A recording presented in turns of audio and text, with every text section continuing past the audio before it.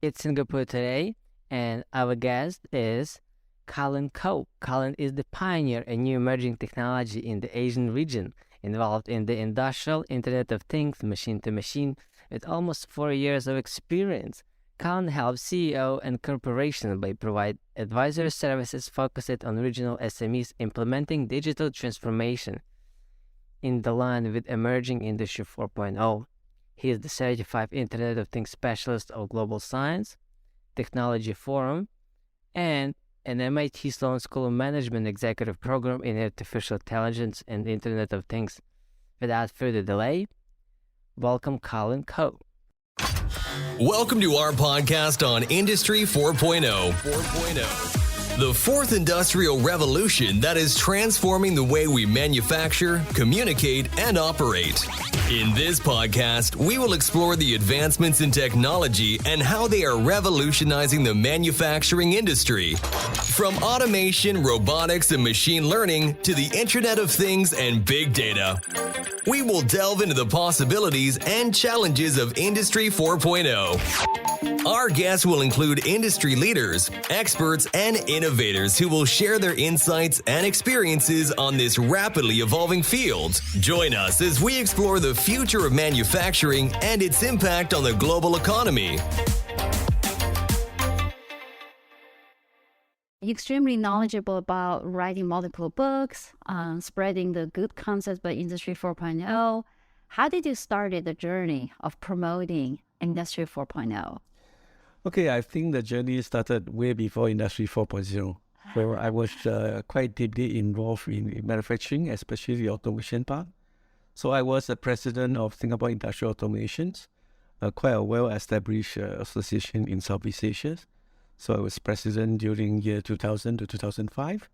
So that was the time I realized, I think during the time people don't term Industry 4.0. So I think a lot of time people are talking about end-to-end, the machine to machine. So I was actually in Texas, US, attended a conference, they call it end-to-end, machine to machine conference. So I found that probably was a precursor of the Industry 4.0. So now people talk about industrial internet. So that was, before that we call it end-to-end, right? So that was my experience in terms of how to leverage new technologies to further improve in the manufacturing space. So come 2011, during the World Economic Forums, so people are talking about the fourth industrial revolutions. Then German was the country who very first country to promote so-called term Industry 4.0. So now Industry 4.0 become a sort of phenomenon worldwide. Until today, people talk about Industry 4.0. By manufacturing, I think the technology has been evolved, right? I think they from the first to the latest fourth industrial revolutions, manufacturing actually leverage a lot of technologies. The reason is because human can do so much. And so I think we need to make use of technology to improve the efficiency, productivity, efficiency, and also at the safety aspect. So the first two and three, even the third industrial revolutions, we realized that we depends on one or two key technology. So for instance, in the first one, we are looking at the steam, second generation electricity, third is information technologies. So you look at these previous three revolutions, they are actually leveraged on one or two, we call it GPT, general purpose technology. But if you look at Industry 4.0, is if you try to calculate what kind of technology has been promoting, I think it's more than 10 of this technology. I would say that maybe, so instead of one or two general purpose technology, now manufacturers are able to leverage on more than one. In fact, if you are able to combine all this Industry 4.0, you probably can get 3 or 5 general purpose technology. So if you look at, by combining all this technology, right? So you're talking about the Internet of Things, you're talking about cloud, AI, additive manufacturing, and the latest one, I think people are looking at a lot of these cognitive automations. So if you are able to leverage and combine all these technologies, I think the fourth industrial revolution will be much advanced, right? So I think this is moving forward. If the manufacturing company are able to understand, get themselves educated, then from there they will say that how can all this technology can be utilized to improve their plant further, not only maybe 30 or 50%. So we are looking at exponential multipliers. So I would say that it's a very exciting times. Of course, also challenging time, because technology are so new. People are trying to understand, try to educate themselves. And I think for big company, they got no problems, right? They have market, they have brand, they have resources, they have money, they have good R&D people. So I would say the big company, they, in fact, way before Industry 4.0, a lot of this advanced technology, they already use it, right? I guess you maybe two in vertical. One probably is the semiconductor. They are very advanced, right? So when people talk about Industry 4.0, they say, "Oh, we already in it," right? So no question asked. But I would say that the small size and medium size company, they really need to play a catch up. But the reason is some of these small company, some of the challenges they have is they may not able to attract talent. They have day-to-day operation need to run. Yeah. They got financial, maybe resources they need to competition, market, competing in we call it the red ocean. Yeah. So, but I would say that if they are able to plan, have a plan, right, to move into more advanced manufacturing with a proper vision, with proper plannings, I always suggest them that you don't make your manufacturing plant become smart manufacturing overnight. It's over time, and maybe you probably must have a roadmap 3 to 5 years minimum, because that allow you to plan, to train your people, look at your processes. So if you look at a lot of this old management theory like business re-engineering, business process re-engineering, that was being promoted 20 years ago. But during the time, nobody cared, No, I'm doing good, I'm making money, why should I change my process? But I think the Industry 4.0, they really need to think twice, think deeper, okay, all this old concept. A lot of these manufacturing practices actually are still relevant. So for instance, the lean manufacturing, safety aspect. And I would say that they not only must have a vision that how they want their company to move, they must have some understanding. They must prepare their people. So I think you look at all these manufacturing, so-called the operation. You look at only look at 3 items, right? First is the people, process, and technologies. And I think I have so-called visited some of this factory, so-called more advanced factory, even the Singapore a small and medium-sized factory. Surprised to me, they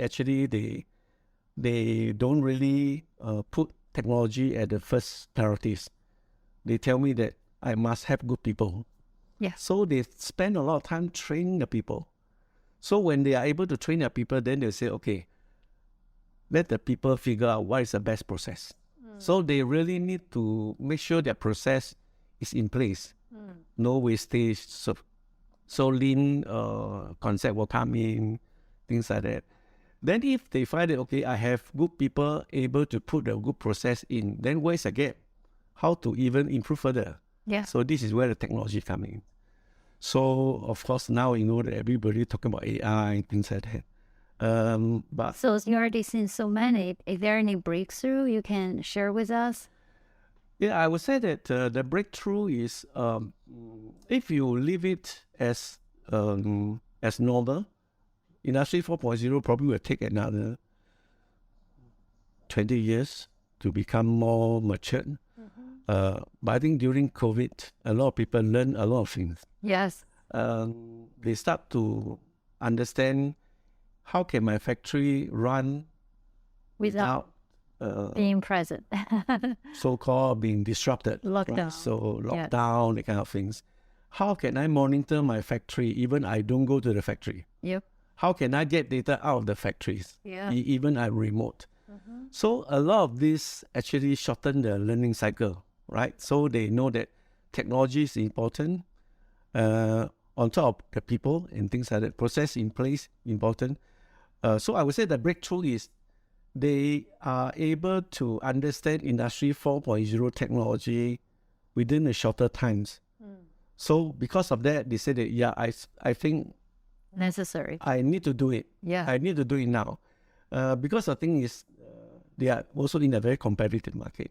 If the SME bosses think that, as per normal, but their competitor or their peers is already adopt or so-called early adopter of Industry 4.0, definitely they'll be out of the market. Yeah. And you know that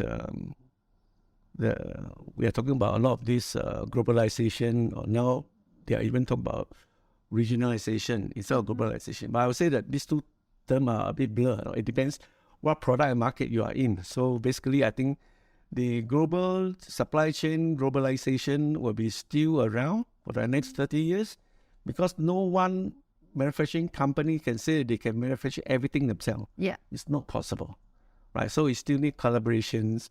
You need to really find the right partner that you partner with, right? Even if you have a good product concept, Yeah. you still need all this supply chain to help you. So I would say that maybe exciting time, also a lot of challenges they need to overcome. Always. Yeah. So like you mentioned, the large company have a lot more resources and they're dominant on the market, but small, medium enterprises, that's where they're really facing the challenges. What do you see they access the resources in order for them to jump into the Industry 4.0 era? Yeah, so I think that if on the macro aspect, I would say that government play a very important role. So, for instance, let's take Singapore as an example. Yeah. We know that we don't have resources, and we still need our people to, do something. So we actually adopt a very open concept, right? We open to the world, we welcome all the people to set up business here, things like that.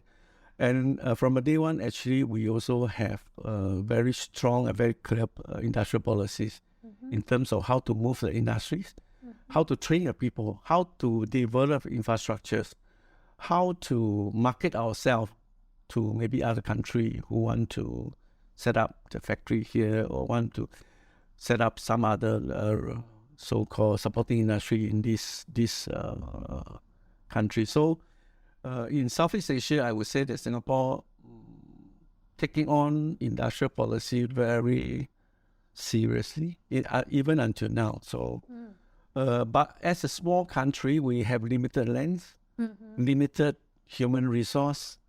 But I think we are good at in terms of capturing all this and put together. So I would say that Singapore probably is one of the countries that able to do a lot of these integrations. Great. How about other countries? Are they able to have similar access to the resources like a Singapore government provided to the companies? Well, I think the rest of countries, let's say within ASEAN, we see other countries are also having their own industrial policies. Of course, based on their particular country situation, could be demographic, could be maybe they have certain resources they can leverage on, and maybe they have enough lands, things like that, no? And maybe energy, they are able to access to energy, low-cost energy.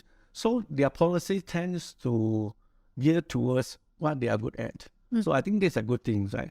So of course, Singapore, we were trying to play a part. So we always encourage Singapore to be a so-called a showcase, right? You put your first project in Singapore, right? Learn it, fine-tune it. But when you want to scale up, you can go to other countries like Indonesia, Malaysia, Thailand, Vietnam. Yeah. So for us, I think we are willing to share what we learn. Of course, we know that in the ecosystem, we have to capture certain value. So we are trying to move into more innovation in terms of product design, in terms of process, in terms of training, right? Yeah. Things like that. And also in terms of help to do standardizations, right? So we promote a lot. We work with a lot of these international standardization organizations to help to promote standards in the industry. So manufacturing, you know that without standardization, it's very difficult to scale up. So we always promote that also. So I was involved in a lot of this government standardization body, put our input. I talk to the members, what are the technologies they require in terms of technology perspective. Yeah. Clearly, you're way ahead in terms of how Singapore made the progress. But for other company or other countries, this is such a long journey in order to achieve revolutionize the change. How do you make incremental progress and knowing that you are making the progress? How do you measure it? Okay, I think these are very good questions. So in fact, when Singapore try to encourage our manufacturer to go to Industry 4.0, we see there are some gap in terms of understanding and also in terms of how to measure your success. Yeah. Right. But first thing first is, where are you now? Yeah. Right. So we actually, this agency in charge of the industry policies, we just spend a lot of resources and see, is there a way we can help all these manufacturers to speed up? I think you know that we have developed a standard, we call it SIRI, Smart Industry Readiness Index. This was the first industrial readiness index that is now being used by the World Economic Forum. Oh, great. To actually assess the plant in terms of their maturity. Readiness. Yeah. So we promote the series since 2017. So it's 5 years. Yeah. So all the manufacturing company, they are aware of series. In fact, they use the series as so-called self-assessment tools. So by doing the self-assessment, you know where are you now. Of course, you as a boss of the plant or the factory, you must have your vision. My vision will be like that. Yeah. So where am I now? I Right? see. So what are the gaps? So the gap again, we break into three portions. One is the people. How good are your people in terms of competency? Process. Is your process in place? Then we talk about technologies, right? So I think by looking at these three, we call it building block, you are able to have a more holistic view of your factory. And the series combined with Industry 4.0, as I said, the difference between the 3.0 and 4.0 is 3.0 is more focused on factory. 4.0, we are talking about end-to-end ecosystems. So the manufacturing company moving forward, they not only have to make sure that they have a smart factory, they must have a smart operations as well as a smart enterprise. Yeah. So this is where by these three, you combine, you achieve the Industry 4.0 to achieve smart factory visions. So I think this is where they can measure themselves, right? Based on what is the position now against their visions. Then they have a roadmap. Then along the way, you set your KPI, right? So of course, certain factory, they have good resources, talented people, they are able to maybe achieve that dreams. My view is for SME to achieve that, you need to have 3 to 5 years plan. Yeah. Right. So with this 3 to 5 years plan, you no need to do everything but you must have a vision that all this will be integrated eventually, right? So now we are talking about AI. So AI is talking about data. you in the past, I think you have a lot of data, but you didn't collect them, you didn't structure them. But maybe from now onward, you have to look at your data structures. So once you have a good data, with the AI come in, you can make your plan more transparent, more real time. The boss can make decision real time. The operator in the machine, they can make real time adjustment on the machines. So I think that will be a vision for all the manufacturing bosses. That is really awesome. I'm so glad you picked a nice roadmap for everyone. I'm sure there are a lot of challenges. What are the unique challenges in this region? Like, as you pointed out, you have a large gap between one country to another. You have a large gap between one company to another. There got to be a lot of unique challenges here. Yeah, I think the unique challenges here is Industry 4.0. A lot of times you leverage on technologies. So if, let's say, different country, I think they have different policy in terms of educations. So if your education are more geared towards technology portions, probably your resource are more technology aware. So you are able to leverage on technology to move faster.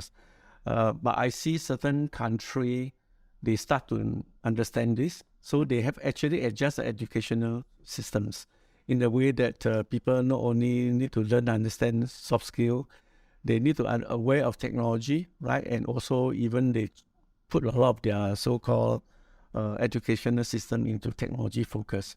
So I think this probably some of the challenges facing by some of the countries which in the past do not view technologies as one of the enabler for them to move to the next stage of industrialization.